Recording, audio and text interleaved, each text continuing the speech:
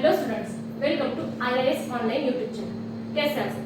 जैसे कि आप सभी को पता है, हमने प्रीवियस वीडियो में पोलराइजेशन के बारे में डिस्कस किया था, जिसका हमने बहुत ही ब्रीफली डिस्कशन किया। अब नेक्स्ट हमें जो कंसेप्ट स्टार्ट करना है वो है मैलर्स लॉ, जो कि बेस्ड है पोलराइजेशन कंसेप्ट के ऊपर। तो सबसे पहले हम लोग पिछली वीडियो में क्या देखा था उसको थोड़ा सा रिवाइज करेंगे एंड नेक्स्ट हम हमारा मैलर्स लॉ एक्सप्लेन करेंगे एंड उसका प्रूफ भी देखेंगे। तो सबसे पहले हमने क्या किया था, पोलराइजेशन देखा था। एक अनपोलराइज्ड लाइट थी जिसको हमने पास किया था एक पोलराइजर से। जब हमने लाइट पोलराइजर से पास की तब हमें जो कुछ भी लाइट मिली, हमें मिली plane polarised light. Plane polarised light, ये था पोलराइजर।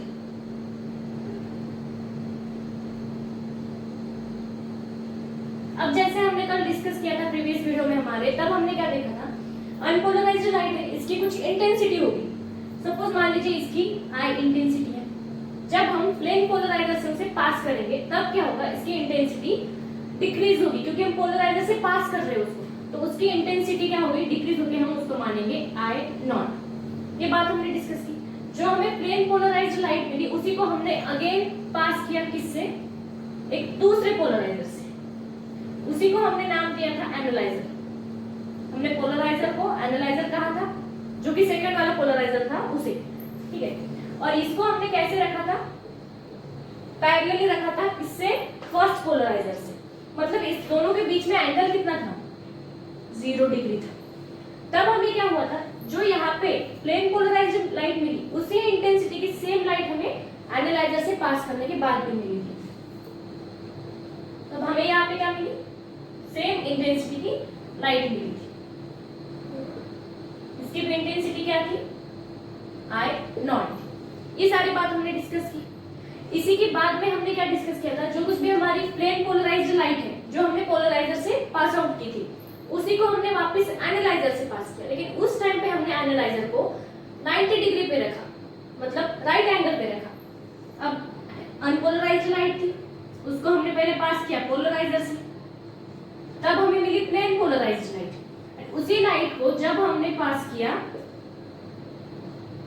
जो हमें प्लेन पोलराइज्ड लाइट मिली उसे हमने एनालाइजर से पास किया। कब किया, जब हमने एनालाइजर को राइट एंगल 90 डिग्री पे रखा था। थीटा कितना था तब हमारा, 90 डिग्री। तब हमें इंटेंसिटी नो चेंज मिला था, इंटेंसिटी में हमें नो लाइट मिली थी। तब हमें क्या मिला था, नो लाइट। तो इंटेंसिटी में चेंज आया था क्या, इंटेंसिटी में चेंज नहीं आया था। तो ये तो बात हमने देख ली।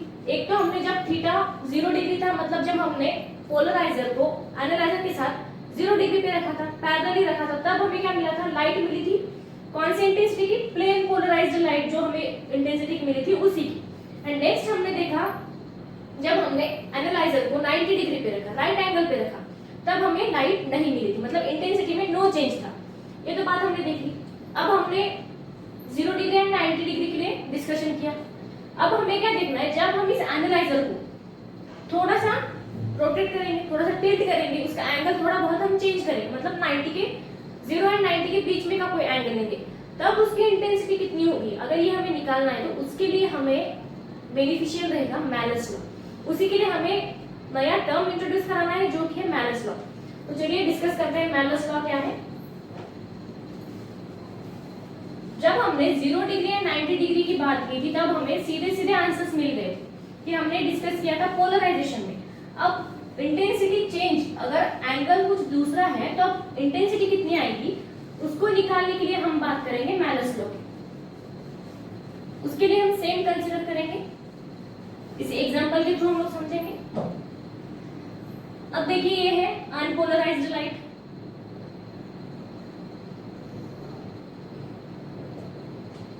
इसको हमने पास किया पोलराइजर से। ये हमारा पोलराइजर। तब हमें क्या मिला था, कुछ I0 इंटेंसिटी की लाइट मिली थी। आई नॉट इंटेंसिटी की प्लेन पोलराइज्ड लाइट मिली थी, ठीक है।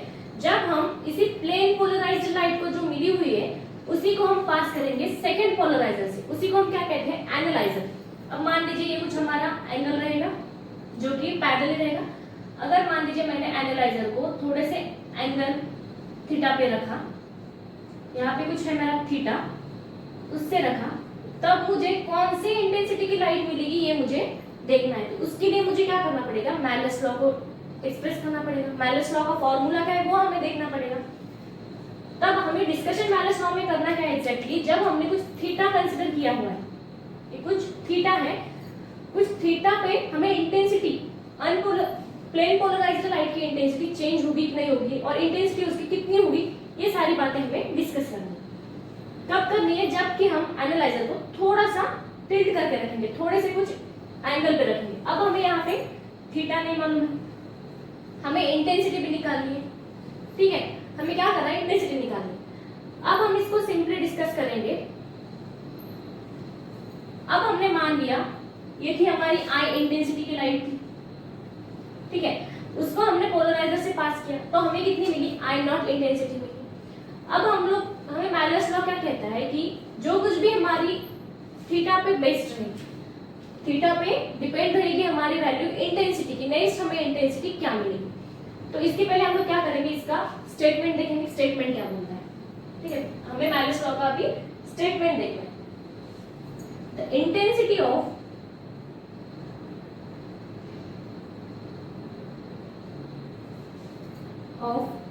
Plane polarised light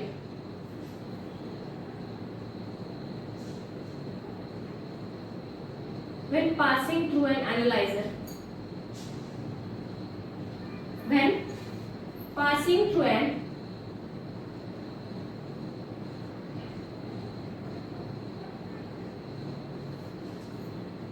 analyzer is proportional to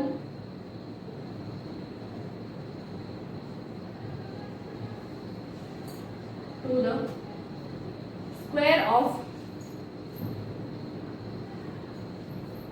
square of cosine angle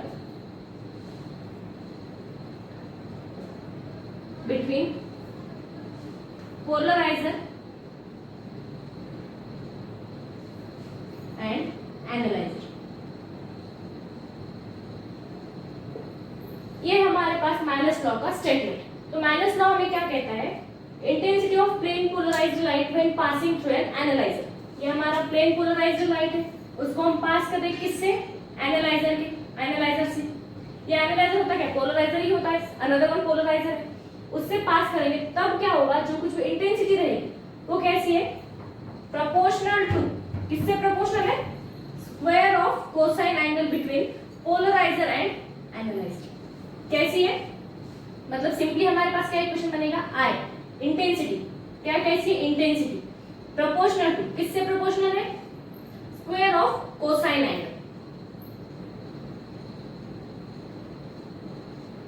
ये आ गया स्टेटमेंट से हमारे पास, ठीक है। हमारे पास स्टेटमेंट से एक इक्वेशन आ गया। अब हमें जैसे कि पता है इंटेंसिटी कैसी होती है, एम्पलीट्यूड पे डिपेंड होती है। अब एम्पलीट्यूड मतलब क्या, जो कोई भी वेव है, ये वेव लाइट वेव है, पास करेगी तो कैसे जाएगी, वेव के फॉर्म में जाएगी। ये कुछ भी मैक्सिमम डिस्टेंस होता है वो कैसा होता है, वो होता है एम्पलीट्यूड। तो सिंपली हम क्या लिख सकते हैं, आई डायरेक्टली प्रोपोर्शनल टू ए लिख सकते हैं। ए मींस एम्पलीट्यूड लिखना है हमें, ठीक है। हमें पूरे इस इक्वेशन की मदद से जो कुछ भी स्टेटमेंट है उससे हमें क्या आना चाहिए, ये आना चाहिए। अब हम देखते हैं एक डायग्राम के थ्रू इसका प्रूफ देखेंगे हम मैलस लॉ। हमें आना क्या चाहिए, I directly proportional to cos square theta. तो इसको हम प्रूफ करते हैं।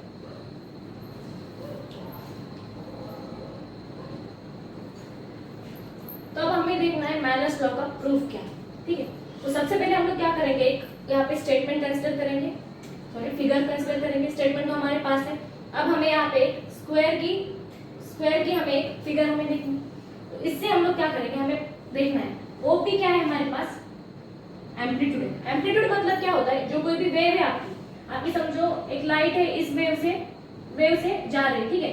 ये कुछ भी मैक्सिमम डिस्टेंस रहेगा, इसीलिए हम बोलते हैं एम्पलीट्यूड। तो ये है हमारा एम्पलीट्यूड ओपी।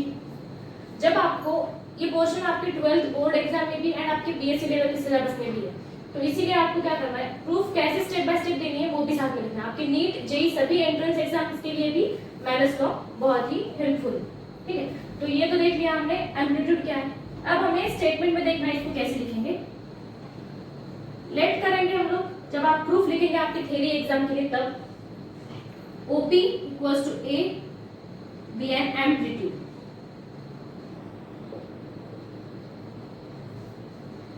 नेक्स्ट हमें क्या करना है, आपको वेक्टर रिजोल्यूशन पता होगा, हमें टू कंपोनेंट्स रिजॉल्व करने। We have to resolve two components.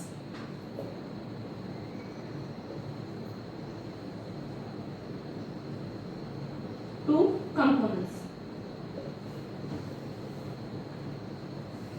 First one कौन सा है, ओ ए है, equals to A cos theta, and second है हमारे पास OB जो कि है A sin थीटा। अब इसी से हमें जब इंटेंसिटी निकालनी, तब हम सिंपली क्या बोल सकते हैं, हमें क्या पता है, इंटेंसिटी पता है। इंटेंसिटी क्या होता है, intensity directly proportional to amplitude, ठीक है, ये बात तो हमें पता है, डायरेक्टली प्रोपोर्शनल टू एम्पलीट्यूड। अब हमने इंटेंसिटी किसकी थी जो हमने देखी, वो थी अनपोलराइज्ड लाइट, लेकिन अब हमें यहाँ पे जो कुछ भी इंटेंसिटी निकालनी है वो कौन सी लाइट की निकालनी है, पोलराइज्ड लाइट। तो पोलराइज्ड लाइट को हमने डिनोट किससे किया था, आई नॉट से। तो क्या हुआ, I nought directly proportional to amplitude आ गया। अब प्रोपोर्शनलिटी कांस्टेंट हमें जब निकालना होता है हम क्या करेंगे, आई नॉट की वैल्यू हमें फाइंड करनी है। एम्पलीट्यूड देख लो, तो एम्पलीट्यूड के लिए हमारे पास कौन सा वेक्टर रिजॉल्व है, ए cos थीटा। कंपोनेंट कौन सा है हमारे पास, cos थीटा, एम्पलीट्यूड का स्क्वायर होता है, ठीक है। I nought directly proportional to A cos theta square. तो आई नॉट की वैल्यू हमारे पास क्या आएगी, A square cos square theta. I nought की वैल्यू हमारे पास A square cos square theta. ये तो हमने आई नॉट की देखी, लेकिन हमें इंटेंसिटी देखनी है। इंटेंसिटी को हम कैसे डिनोट करते हैं, आई से, ठीक है। तो हमारे पास वैल्यू क्या आएगी, आएगी I equals to I nought cos square theta. ये है हमारा मैनस लॉ। जो कोई भी स्टेटमेंट जो है हमारा, ये है हमारा मैनस लॉ, जो हमें बताता है कि इंटेंसिटी क्या आएगी जब कोई थीटा होगा चेंज। अब यहाँ पे किस पे बेस होगा, इंटेंसिटी किस पे बेस है, cos स्क्वायर थीटा पे बेस है, ठीक है। समझ में आया यहाँ तक। अब सिंपली हम यहाँ पे एक बात डिस्कस करते हैं, जो कि है बहुत ही सिंपल सा क्वेश्चन है, आपको हर एग्जाम में पूछा जा सकता है और कॉमनली भी आपको पूछा जाता है, ठीक है। आपको क्या पूछा जाता है, इंटेंसिटी पोलराइज्ड लाइट की हाफ कब होगी। क्या पूछा जाता है, इंटेंसिटी आपकी हाफ कब होगी। तब हम क्या करेंगे, हमें कंसीडर क्या करना है, आई को हम क्या लिखेंगे, हमने देखा था जो कोई भी अनपोलराइज्ड लाइट है उसको पोलराइजर से पास करने के बाद इंटेंसिटी हाफ हो जाएगी, रिड्यूस हो जाएगी। तो हम यहाँ पे आई को लिखेंगे आई नॉट डिवाइडेड बाय 2, हाफ हो जाएगी ना। सिंपली इस इक्वेशन से आगे हमारे पास क्या आएगा, आई नॉट cos स्क्वायर थीटा आएगा। आई नॉट कैंसिल हो गया, क्या आएगा बस, क्या बचेगा, half equals to cos square theta. Squaring करेंगे both side, 1/√2 equals to cos theta. तो cos थीटा कौन सा थीटा है जिसकी वैल्यू 1/√2, हमें पता है cos 45 होता है 1/√2, cos 45 मतलब थीटा आपके पास आएगा आपका 45 डिग्री। जब हम पोलराइज अनदर वन जो कोई पोलराइजर है मतलब एनालाइजर वो 45 डिग्री पे रखेंगे तब हमारी इंटेंसिटी हाफ होगी। यहाँ तक क्लियर है सर। तो इस वीडियो में हमने देखा पोलराइजर का थोड़ा सा रिवाइज किया, जो कुछ भी हमने पिछली वीडियो में देखा था, एंड आपको मैनस लॉ के लिए रिक्वायर्ड है उतना पोर्शन। एंड उसके बाद में हमने एक्सप्लेन किया मैनस लॉ क्या है। मैनस लॉ का स्टेटमेंट हमने देखा, उसी के बाद में उसको हमने एक डायग्राम के थ्रू से एक्सप्लेन किया। उसका ब्रीफली थ्योरेटिकल जो कुछ भी आपका एक्सप्लेनेशन देना था वो एक्सप्लेनेशन भी आपको इसी वीडियो में मिल जाएगा। एंड उसी के बाद में आपको मैनस लॉ के ऊपर जो भी क्वेश्चन आएगा उसको कैसे टैकल करना है वो भी हमने देख लिया। एंड सिंपल सा क्वेश्चन देख लिया हमने यहाँ पे, जो कि आपको बहुत ही कॉमनली पूछा जाता है। ठीक है, अगर वीडियो अच्छी लगती है तो लाइक करिए, कमेंट करिए, शेयर करिए एंड चैनल को सब्सक्राइब करिए। Thank you so much for watching this video.